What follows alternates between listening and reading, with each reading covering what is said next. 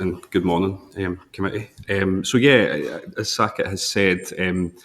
we've had a strong cross-party consensus at Glasgow City Council regarding the introduction of a safe consumption room, which has been hugely helpful in that sense, and we reaffirmed our support when the Lord Advocate made the intention to release a statement of prosecution policy back in September 2023, and we got that cross-party support again at Glasgow City Council, which was really helpful. I think it's fair to say that the Scottish Government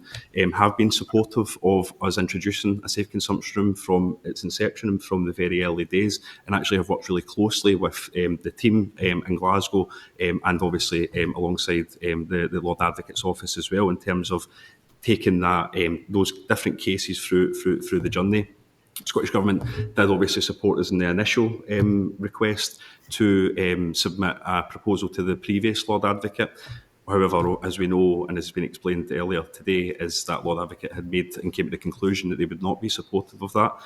In terms of the UK government's position, I think it's fair to say that the previous UK government had been fairly hostile to us opening a safe consumption room in Glasgow, and had been actively, I suppose, proposing against us going down that road. I think it's fair to say their view was very much that there was no safe way to take drugs. That was their public position on it, and were less than helpful, I think, moving forward.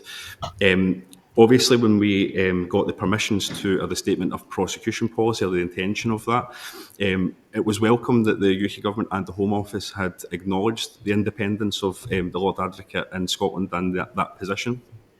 And they had intimated that while they didn't agree with opening a safe consumption room, they were not going to intervene, which as I say, was very welcome. And it was, I suppose, a bit of a shift in the right direction, but still they were not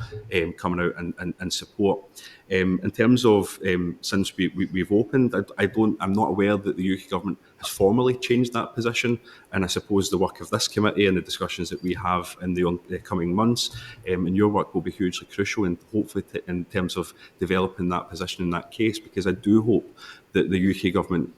do sympathise with the work that we're doing and really look closely at it, because as we know, the way in which we've got the permissions just now through the Lord Advocate is not the easiest way, to say the least, to open safe drug consumption facilities. We've managed to do it in Glasgow, but we know that safe consumption rooms are needed, maybe more of them in Scotland and indeed across the UK as well, and we really need to find a better way and an easier way to do that. And for me, the best way to do that is a change to the Misuse of Drugs Act.